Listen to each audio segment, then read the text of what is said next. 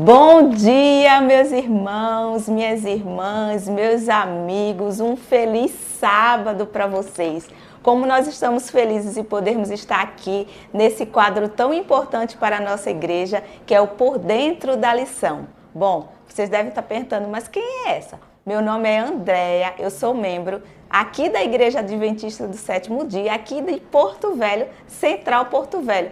E aqui do meu lado está meu excelentíssimo marido, Fabiano, mas ele vai se apresentar. Bom dia, feliz sábado.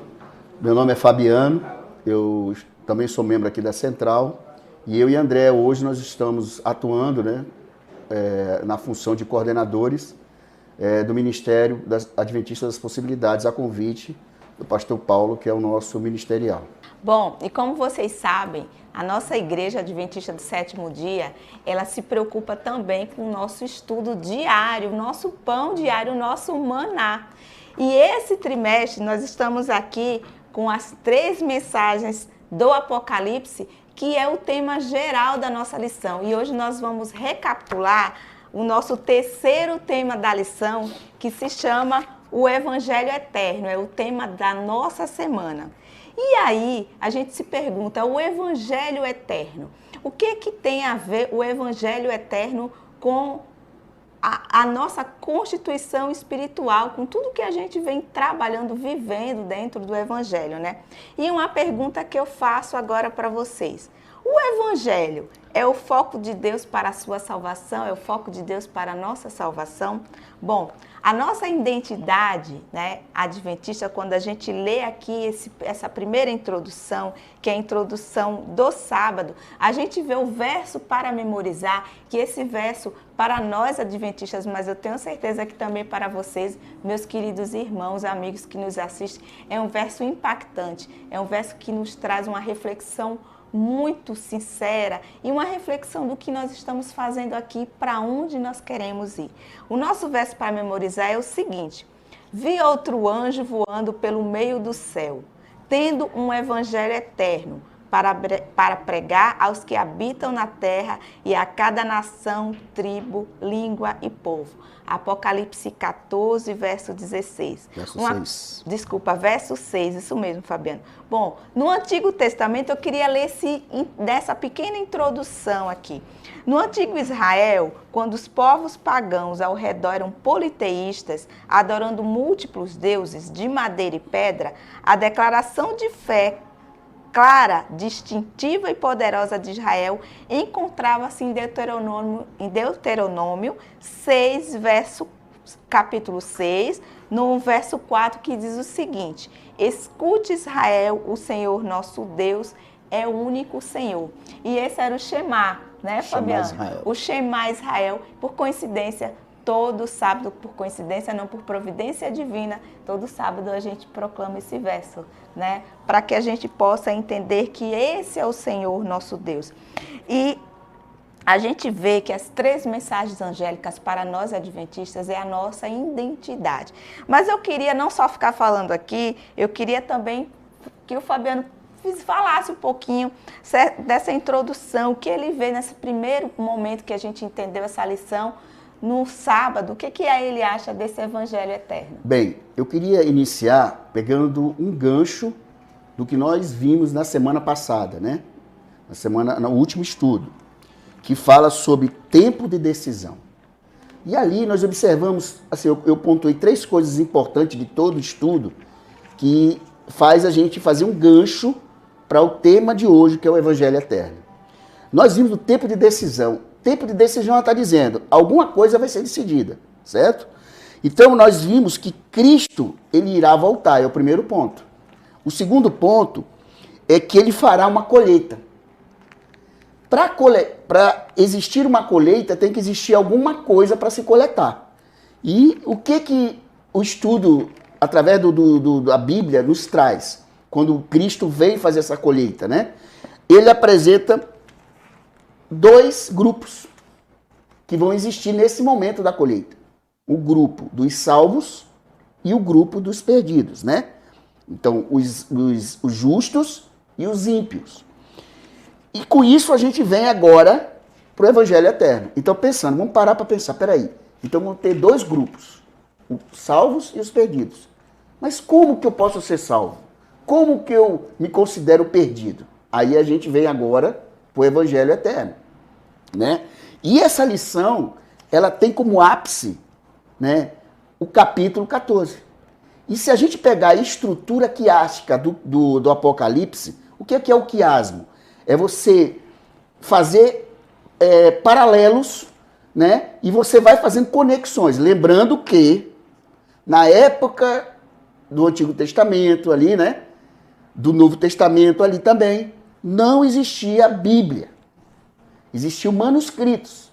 Não é como hoje, que todo mundo acredita, né? Lá em casa nós temos acho que umas 10 Bíblias. Bíblias grega, Bíblia arqueológica, Bíblia de várias traduções. Então hoje nós temos a facilidade de ter uma Bíblia na mão. Mas na época do Antigo e Novo Testamento, não. Então como que eles faziam para que as pessoas pudessem compreender? Na verdade era o Antigo Testamento. É, né? O Antigo Testamento. Porque na época de Jesus não existia o Novo Testamento. Eu estou falando hoje porque nós temos tanto o Antigo como o Novo. Isso. Mas na época de Cristo só existia o Antigo Testamento. Tá certo? Não existia o Novo. Na época de Paulo, né, de Tiago, não existia. Mas onde que eu quero chegar? Hoje nós temos mecanismos, equipamentos que nos ajudam a ensinar as pessoas. Internet, PowerPoint, a gente tem vários mecanismos. Então, e hoje fica fácil, porque a gente sabe quem é professor, né, André? André é professora, sabe muito bem que nós lidamos para o ensino com alguém, você tem que trabalhar os sentidos dela. Então, o sentido do ver, do ouvir, do pensar, do tocar. Então, tudo isso são o quê? São os sentidos que nos ajudam a ensinar as pessoas. Na época do Antigo Testamento, e até na época de Jesus, Paulo, tal, não tinha livros, Bíblia à disposição. Então o mecanismo que eles utilizavam, essa expressão quiástica, era um modo de fazer com que as pessoas pudessem compreender e assimilar. Então o quiasmo, por exemplo, no Apocalipse, o primeiro capítulo está conectado com o 22º, o segundo com o 21º, e assim vai. E vai fazendo uma pirâmide. Quando você chega no centro do livro, que é ali o capítulo 12, 13 e 14, que é o ápice da mensagem apocalíptica de Cristo, da revelação de Cristo para as pessoas, o capítulo 14 tem o que a gente considera o ápice de todo Apocalipse, né? Então, é onde tem o quê? As mensagens angélicas. Então, Evangelho Eterno. Então, a mensagem central, o Evangelho Eterno, ele tem como mensagem central as 3 mensagens angélicas, tá certo? Eu fiz algumas anotações aqui. Então, a mensagem central de Deus, essas 3 mensagens, ela tem como centralidade uma importância do que Deus quer nos dizer. Se eu não compreender isso, fica difícil eu entender o Evangelho como um todo, tá certo? O segundo ponto que a gente tem que entender, que esse Evangelho, essas mensagens, ela tem um propósito, para quê? De pregação para os últimos dias, os nossos dias, tá bom? Então, a palavra é Evangelho, é o ponto-chave. A Andrea levantou a questão da identidade, tá certo? A identidade de um povo. Então, o Evangelho que quando Deus apresenta, ele apresenta 3 pontos fundamentais. Primeiro, não é uma mensagem alternativa, tá bom? Não é uma mensagem filosófica. E não é uma mensagem fruto do conhecimento humano. A gente tem que compreender isso, porque quando eu creio na Bíblia, eu creio na divindade de Deus, que a Bíblia ela foi inspirada, né? Deus conduziu pessoas a escreverem, para que hoje a gente tivesse esse livro na mão, tá certo? Então, uma coisa importante que a André falou aqui do Deuteronômio 6,4, que é o chamar Israel, que ela produz era a identidade singular do povo de Israel. E hoje, para nós adventistas, as 3 mensagens angélicas é a nossa identidade. E a gente vai ver aqui durante esse estudo que a gente vai, dessa revisão, a gente vai entender isso. Por quê? Se eu tenho uma mensagem, eu tenho duas coisas fundamentais. Eu vou ter a missão e o objetivo dessa mensagem. Então, ela vai nos mostrar quem somos nós e qual é o objetivo da missão que nos foi dada, né? E isso tem a ver com a identidade profética, porque a Igreja Adventista do Sétimo Dia, ela tem uma identidade profética, né? A gente sabe muito bem disso, tá bom? Então, a gente vai ver que essas três mensagens, ela corresponde ao DNA da Igreja Adventista, porque a gente considera como o ponto-chave de todo o Apocalipse. Nossa, né? Chega a tirar o nosso fôlego. Imagina, essa é a nossa recapitulação. Por isso eu já convido aqueles que ainda não têm a lição, adquira a sua lição. E aos amigos também, a gente tem outras formas também de baixar a lição. Tem a nossa igreja, tem o site cpb.com.br, lá você encontra a lição, né, dos trimestres. E essa lição, ela é muito aguçível, ela nos motiva, ela nos enche... Muito revelativa, né? Isso, e nos enche de emoção, mas principalmente do imbuir da missão. Mas olha, é um impacto, eu posso dizer, o evangelho é um impacto na nossa vida e no nosso mundo, né? Lá em Mateus, no capítulo 24, no verso 14, quando Cristo fala lá da sua condição, né, do evangelho, ele está dizendo no momento de condição que aquele povo vivia. Hoje, Apocalipse 14, como o Fabiano já explanou muito bem aqui, vai falar, gente, do cumprimento. E nós temos que fazer parte desse processo do cumprimento, mas a gente precisa caminhar, né? Porque a gente tem um tempinho curto aqui, então a gente vai prosseguir, porque senão a gente vai toda a programação da igreja só para recapitulação, porque tá muito bom. Bom, no domingo a gente fala de um livro de esperança e de graça. E eu, particularmente, eu coloquei também e de amor. Por quê? Porque eu fiz até uma colinha aqui, porque o Apocalipse, as pessoas têm medo, né? Todo mundo, outros amigos que são cristãos e nada contra, mas todo mundo tem medo quando fala-se do livro do Apocalipse. Porque é vendido essa imagem do Apocalipse. Com certeza, né? Então as pessoas, a gente também, né? A gente também, em outra situação. Também, eu tinha um receio. A gente tinha receio quando a gente estava em outra denominação, mas agora a gente vai até aqui, né? Então, assim, a gente tem receio, tinha receio, e as pessoas têm receio do livro do Apocalipse. Mas eu queria fazer aqui uma introdução que esse livro é um livro de graça, né? E de poder. Ele apresenta o Cristo glorificado. Quando a gente vai lá para o verso 3, no primeiro capítulo de Apocalipse, ele diz assim, ó, bem-aventurados aqueles que leem e aqueles que ouvem as palavras da profecia e guardam as coisas nela escritas, pois o tempo está próximo. Aqui, gente, Deus está nos convidando. Jesus Cristo está dizendo assim, olha, meu filho, eu estou te chamando para você vir para perto de mim. Ele é um livro de esperança e ele começa a dar essa esperança e essa graça a partir desses primeiros versos do capítulo 1. Então, eu considero que do capítulo 1, dos versos 1 a 3, ele traz essa esperança. E o amor, a gente vê aqui a partir do verso 5, quando ele diz o seguinte: aquele que nos ama, quem é que nos ama, meus irmãos? Jesus Cristo. Aquele que nos ama e pelo seu sangue nos libertou dos nossos pecados e nos constituiu reino, sacerdotes para o seu Deus e Pai. A Ele a glória e o domínio pelos séculos dos séculos. Amém. Essa é a vitória que Jesus Cristo quer dar para cada um de nós. E quando a maioria das pessoas pensa nesse livro da Bíblia, ela tem que pensar na graça, é a graça que nos salva, né? E o Apocalipse, ele vem para nos tranquilizar, ele vem para nos dar um norte, ele vem para dar sim um livro profético, né, Fabiana? É sim um livro cheio de símbolos, mas se a gente começar a se debruçar sobre ele, a gente começa a entender o que Jesus quer para cada um de nós, né?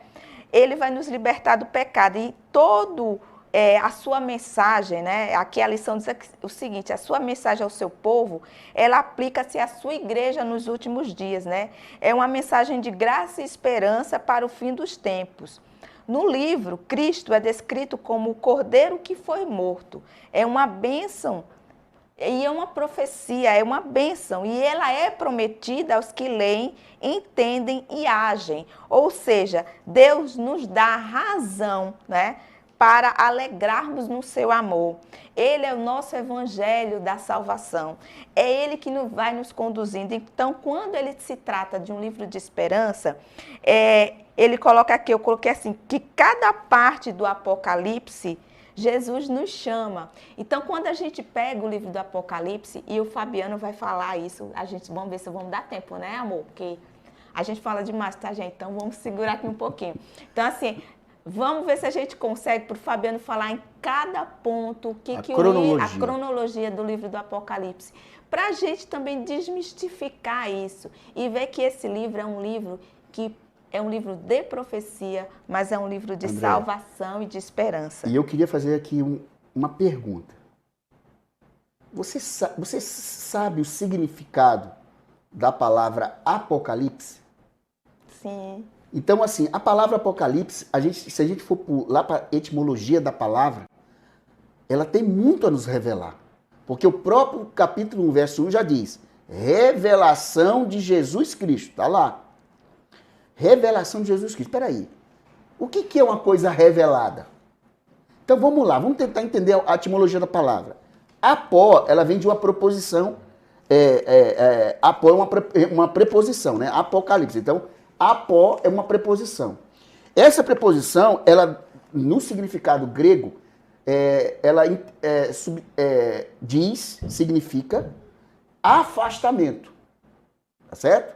E quando você pega calipso, que também no grego vai significar cobrir, vai significar esconder. Tá certo? Então, quando eu junto essa palavra apocalipse, eu estou dizendo o seguinte: afastar do que está coberto. Afastar, né, daquilo que está escondido. Tá certo? Essa é a etimologia da palavra. Pronto. Agora eu entendi. Afastar do que está coberto. Tudo bem. Se ela tem esse significado, vamos pensar. Uma coisa que está coberta. Quando você pega um pano e cobre, como que fica a coisa embaixo do pano? Geralmente abaixo. Fica o quê? Escondido. Escuro. Não é isso? Fechado. Você fica num lugar debaixo de uma sombra. Não tem ali a parte escura, que a sombra mostra uma parte escura. Correto? Então vamos pensar. Então, fica encoberto. Isso, né? encoberto. Então a coisa que está dentro, ela está encoberta. Vamos dizer assim, num lugar escuro. Tá certo? Se eu tiro o véu desse objeto, o que acontece com o objeto? Ele aparece. Ele tem a luz para ele enxerga. Né? A gente vê o que tem ali. Ele vai receber a luz. Então, apocalipse significa sair, né? Se você for se aprofundar na etimologia da palavra, sair da sombra. Por isso que quando eu saio da sombra, o que é a sombra que Cristo está querendo dizer para mim e para você, e através do livro do Apocalipse, dado a João para que ele pudesse escrever e hoje a gente pudesse ter na mão. O que ele está querendo dizer para mim e para você? Sair da sombra significa sair da cegueira espiritual, sair da ignorância espiritual, sair da falta de conhecimento. Então, quando você conhece o Apocalipse, o que acontece? O Apocalipse pontua Cristo. Ele é que trouxe o evangelho para João, para que ele preparasse o conteúdo para que eu e você, André e todos, pudéssemos ter na mão uma mensagem revelativa de quem ele é. E hoje pudéssemos estar aqui, né, tendo a oportunidade de falarmos livremente, né, sem ainda nenhum crivo, né, sem nenhuma censura sobre essa revelação. Porque a gente sabe muito bem que tem países, aí principalmente na janela 1040, Se você diz que é cristão, você é degolado. Se você usa uma Bíblia, você é morto. Então, hoje nós temos a possibilidade e a graça de ter esse livro na mão. Então, quando eu falo Apocalipse, revelação de Jesus Cristo, eu sair da ignorância espiritual, da minha cegueira espiritual, por falta de conhecimento, e eu vou para a luz. Quem é a luz? O próprio Jesus falou, eu sou a luz do mundo. Então, é um livro de esperança, é um livro de graça. E se você começar a entender, aí o pessoal pergunta muito pra gente, mas o livro Apocalipse é difícil, é cheio de codificação, porque eu era assim, eu não entendia nada. Eu não entendia nada. Nem eu. Mas eu vou fazer outra pergunta.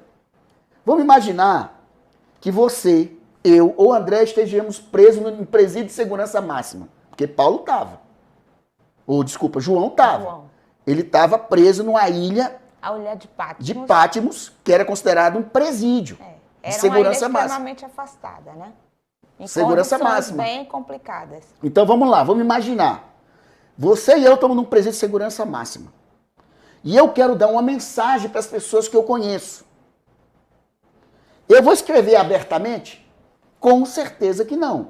Eu vou tentar escrever, tanto que você pega algumas, que trabalha, assiste jornal, pega a mensagem dos presos, está sempre codificada. Por quê? Porque se eu pegar uma mensagem, o agente penitenciário, a polícia penal, pegar uma mensagem totalmente... Uma carta aberta. Aberta, ele não sai dali a carta. Então, o que Deus fez? Olha a estratégia do nosso Criador. Então, o que Jesus fez? Ele, através de Paulo, do conhecimento cultural, da cosmovisão de Paulo, porque lembra que Paulo era, João, não sei porque estou pensando em Paulo. João, ele era do primeiro século, tá certo? Primeiro século. Então, a cultura é diferente da cultura hoje. Então, a gente às vezes tem que entender o pensamento de quem está escrevendo, o contexto em si, para que eu não caia no erro de eu colocar o meu conhecimento, a minha cultura, querendo que o livro fale aquilo que eu acho que é, mas não é. Então, Paulo, ele era do primeiro século. Então, o que Cristo fez? Ele utilizou mecanismos de que Paulo conhecia o Antigo Testamento, que era o único que era os manuscritos que tinha, e começou a colocar o quê? Palavras, simbologias, símbolos. Por isso que o Apocalipse ele é codificado. Sim. Mas, quando você tem, quem trabalha na área de segurança sabe, quando tem uma mensagem criptografada, você tendo o material certo, você consegue descodificar aquela mensagem codificada. E hoje, através lá de 1844, né, como Deus falou para Daniel, Cristo falou para Daniel, que Daniel, acalme-se, calma, Daniel, calma, porque Daniel não entendia muitas coisas ali, porque é um livro profético também, que está conectado com o Apocalipse. O Apocalipse está conectado ao livro de Daniel, que são livros proféticos. Aí o que acontece? Daniel, algumas coisas não entendeu. Aí Cristo falou, calma, vai adormecer, mas um dia, no tempo do fim, o teu livro será esquadrinhado, vai ser estudado, eu vou dar condições às pessoas descodificar aquilo que está codificado. E só para acrescentar, né, já que o Evangelho, ele é a salvação pela fé em Cristo. Né? A gente tem que ter isso. E tudo isso foi porque Cristo morreu por mim e por você, e pelo Fabiano, por todos nós. Então, a gente não tem que ter medo, e sim se aproximar. Por isso que o livro do Apocalipse, ele é uma mensagem urgente.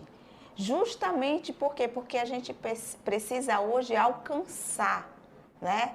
No sentido de que as pessoas têm que ter essa revelação muito presente no seu dia, né? Na sua vida. Só queria fechar aqui no domingo a questão é a seguinte: 3 mensagens angélicas.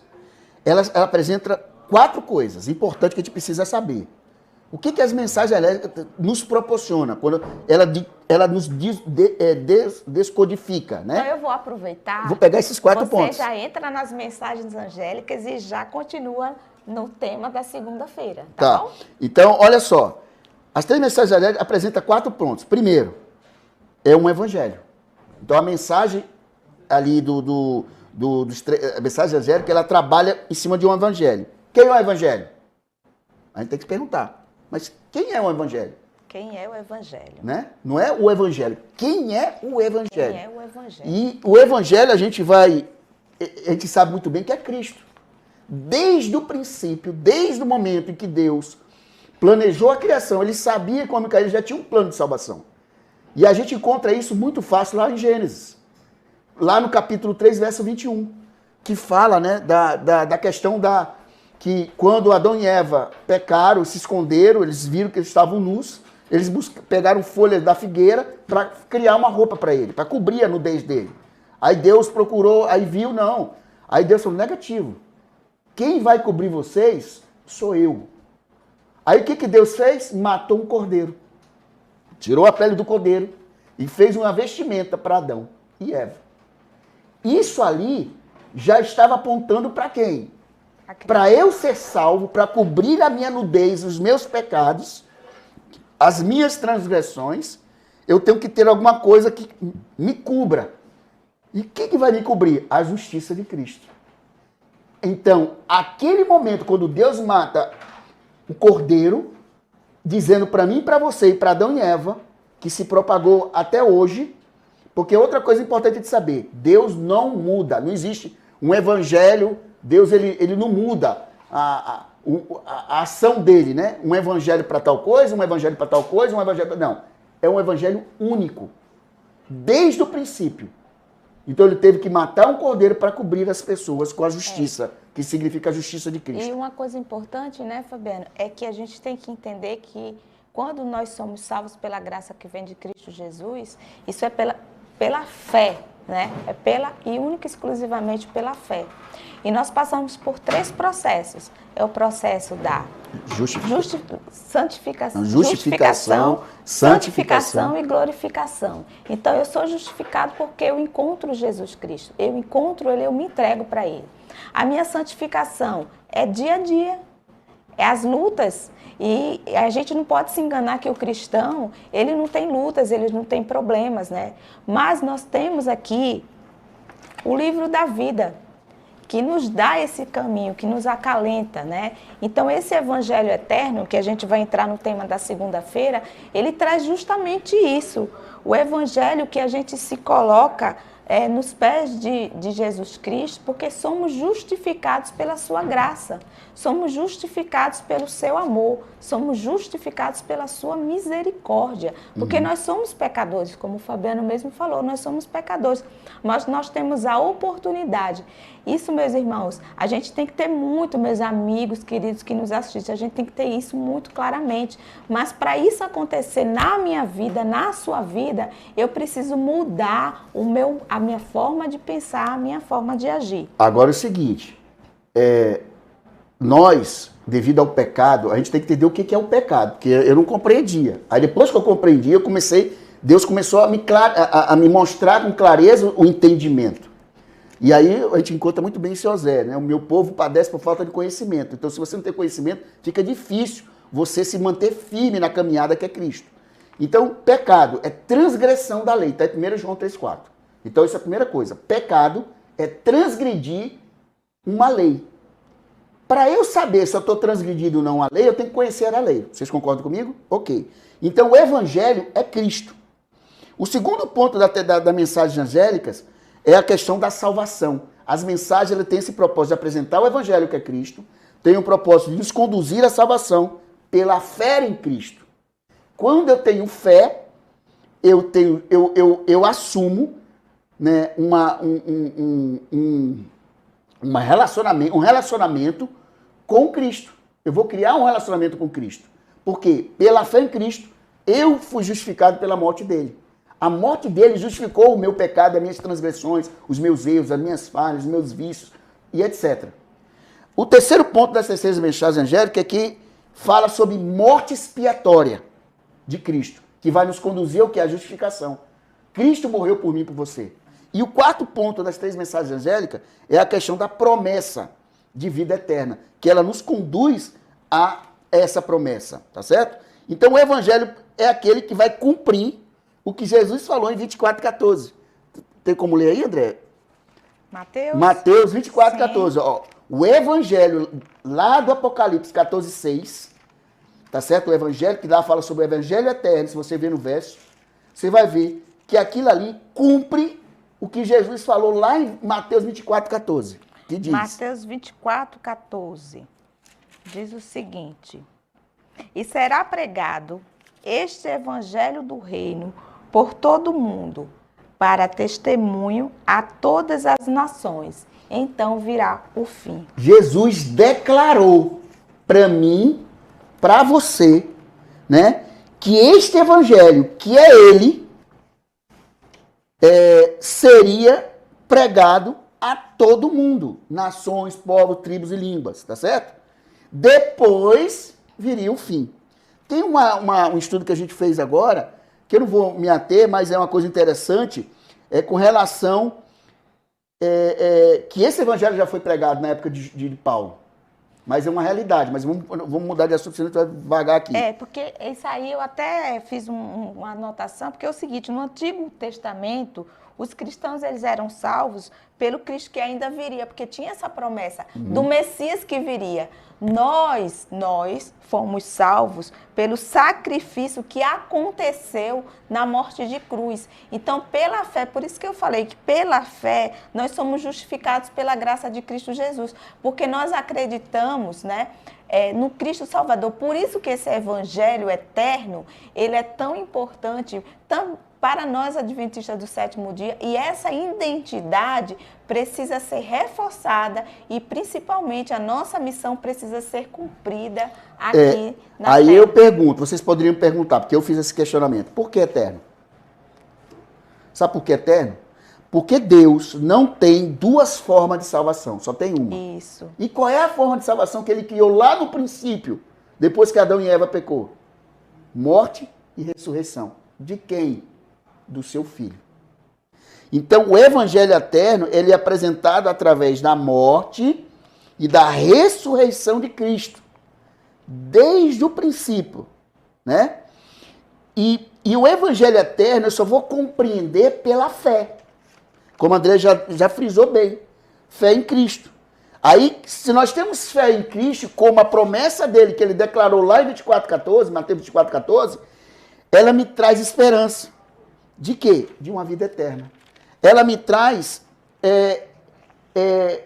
paz, uma revelação para isso, para que eu tenha paz e tenha certeza disso. E como que eu vou conseguir essa esperança? Porque ele já fez, pelo sangue dele, ele justificou e nos libertou do pecado. Né? Então o evangelho é a notícia sobre a morte de Cristo por os nossos pecados, sua ressurreição, seu amor e sua preocupação por nós. E eu queria deixar para a gente refletir, né? Uma pergunta que veio aqui na lição, né? No finalzinho, no último parágrafo da lição, para quem tem a lição, diz o seguinte: é de admirar que a salvação seja pela fé sem obras? O que as obras mesmo, as mais bem intencionadas e santas, acrescentariam ao que foi feito por nós na cruz? Então, muitas das vezes, meus irmãos, as pessoas só pensam nas obras, né? Ser salvo pelas obras. Não, eu vou para casa de câncer, eu vou ajudar os velhinhos, eu vou dar cesta básica. Que isso não é ruim, né? Isso é uma coisa faz boa. Parte da do santificação. Processo. Da santificação. Mas a gente tem que entender que o que ele fez por morte de cruz, por mim e por você, isso nada irá substituir. E aí a gente falando da história da graça, né, a história do Evangelho Eterno, a gente vai para a lição de terça-feira, né, que fala de uma história de graça, né? O Evangelho Eterno fala o quê? Do plano de uma vida nova, um plano de uma salvação. E o Fabiano já falou aqui das 3 mensagens angélicas, que ela é uma história de graça. Então, assim, muitas das vezes as pessoas devem pensar, mas eles estão falando tanto das 3 mensagens angélicas que está lá em Apocalipse 14. Por quê? Porque elas são as 3 mensagens de amor que o nosso Salvador Jesus Cristo deixou para cada um de nós. É aquele que nos amou tanto, né, que ele preferiu experimentar o quê? O próprio inferno. Ele foi lá, ele experimentou o próprio inferno, que foi a morte e a morte de cruz. Para quê? Para não perder cada um de nós. E hoje, o que eu e você estamos fazendo para que esse Cristo seja pelo menos afagado, né? A gente precisa entender que ele fez tudo para nos salvar. E esse tudo começa lá em Gênesis, porque o plano, né, da história da graça, ele começou lá em Gênesis. Começou no primeiro capítulo de Gênesis. E o mais interessante, né, é que quando ele foi morto antes mesmo da fundação do mundo. E isso porque mesmo que a gente estude, isso me impactou. Eu vou fazer uma pergunta, né? A estudar a lição. Quem é administrador, quem é gestor, sabe, eu vou dizer aqui. Para você fazer uma ação dentro da empresa, da instituição, da igreja, o que for, você não precisa de um plano? Precisa. Para você criar o plano, você não tem que pensar antes do plano? Você não tem que verificar os pontos, que a gente chama de brainstorm, né? Que você faz o brainstorm, conflito de ideias. Seria um planejamento geral. Aí você pega todas as ideias e monta o plano. O plano da salvação foi criado antes da criação do nosso mundo. Porque Deus, ele já sabia de tudo. Ele sabe de toda a história. Isso. Entendeu? Então, essa graça, esse plano, foi antes da criação do mundo. Né? E uma coisa interessante também, amor, vê pra mim aí, Apocalipse 13, 8. É isso que eu ia ler agora, Apocalipse 13, o verso 8. Aí eu vou ler o 1 Pedro, tá? Ele diz o seguinte: e adorá-la-ão todos os que habitam sobre a terra, aqueles cujos nomes foram escritos no livro da vida do Cordeiro que foi morto desde a fundação do mundo. Aí você vai lá para 1 Pedro, Vou ler aqui, 1 Pedro capítulo 1, o verso 18 a 20. Diz assim: sabendo que não foi mediante coisas corruptíveis, como a prata e o ouro, que fomos resgatados do vosso fútil procedimento que vossos pais vos legaram. Mas, porém, todavia, pelo precioso sangue, como de cordeiro, sem defeito e sem mácula, o sangue de Cristo. Nossa, né? Então aqui tem dois pontos que eu queria pontuar aqui, Andréa, com relação ao que você leu no Apocalipse e o que a gente leu aqui. Eu só queria, antes de tu pontuar, dizer o seguinte, que o pecado, isso aí tem que ficar muito claro, que o pecado não pegou o nosso Deus desprevenido, né? Ele não pegou o nosso Deus desprevenido. Deus já sabia de todo o plano, ele já sabia de tudo. E ele sabia que no momento em que Adão e Eva caíssem, né, iria haver escolhas. E nós, seres humanos, né, criaturas, também poderíamos fazer escolhas boas e escolhas más. Aí, assim, pegando esse gancho da Andréia, aí me veio aqui agora. Como que Deus sabia? Eu vou fazer uma coisa prática minha, para a gente poder pegar essa assimilação. Eu sou especialista em segurança, certo? Quando eu vou montar um plano de uma determinada instituição, condomínio, empresa, ação, eu tenho que colocar no plano coisas que possam minimizar ou eliminar os riscos, correto? Então, quando Deus fez o plano, ele sabia tudo que a gente chama de estudo topotático, né, na ciência da segurança, estudo topotático. Você verificar todos os fatores de risco para você criar um plano para minimizar ou eliminar o risco. Então, Deus já sabia. Ele fez o plano baseado em todas as possibilidades dos nossos erros. E uma coisa interessante do Apocalipse que a Andréa leu e o que eu li de Pedro é o seguinte. No Apocalipse 13, verso 8 diz que nos mostra o que ele quer nos trazer. Ele nos mostra que Jesus foi morto desde a fundação do mundo. Sim. E havia sido elaborado um plano de salvação, certo? Primeiro Pedro que eu li, diz que Deus havia idealizado um plano, desde a criação, caso o homem pecasse. Lembra dos riscos? Ele pode fazer isso, ele pode fazer isso, ele pode fazer isso, pode fazer isso. Então, para cada ação dessa, eu vou criar ações para minimizar ou corrigir. Então, caso o homem pecasse, o plano de salvação não foi estabelecido posterior à queda do homem. Eu queria ler aqui Romanos, né? O capítulo 16, o verso 25, que fala justamente sobre isso que você está comentando. Ora, aqueles que é poderoso para vós, confirmar segundo o meu evangelho e a pregação de Jesus Cristo, conforme a revelação do ministério, guardado em silêncio nos tempos eternos. Então, a gente vê aqui claramente, né, que Deus já tinha esse plano da salvação e que Deus também já estaria fazendo esse desdobramento. E aqui um comentário de Ellen White diz o seguinte: foi um dos desdobramentos dos princípios que desde os séculos da eternidade tem sido o fundamento do trono de Deus. E aí, pessoal, rapidinho a gente vai... Vou para a aplicação. Vai para a aplicação e vamos para quarta-feira, que a gente já está acabando o nosso vamos direto para a né? quinta, amor. Vamos para a quinta por causa do tempo. Então, qual seria a aplicação desse estudo que nós tivemos essa semana, que passou? Que fala de um movimento missionário, né? O fechamento. Então, aqui, ele tem uma aplicação. E qual é a aplicação? Que nós devemos levar, pregar o evangelho em todos os lugares, saindo das nossas fronteiras geográficas, né?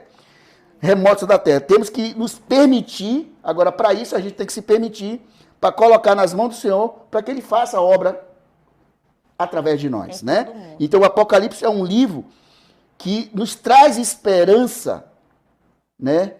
E eu queria encerrar, amor, falando sobre esse livro. Quando nós conhecemos esse livro, sabe? Eu só queria rapidinho dizer o seguinte, que quando, na lição de quarta-feira, que também é só uma parte pequenininha, em todo mundo, e aí a gente falou do início do MAP, a gente precisa, Ministério Adventista das Possibilidades, depois entra no site, procura saber um pouquinho mais, mas esse em todo mundo inclui também essa possibilidade de todos, e aí Jesus voltará. Bem, e a cronologia do Apocalipse é o seguinte: o capítulo 1, o que ele traz no capítulo? Eu fiz aqui uma cronologia, né? A cronologia, capítulo 1, Jesus aparece ressurreto a João.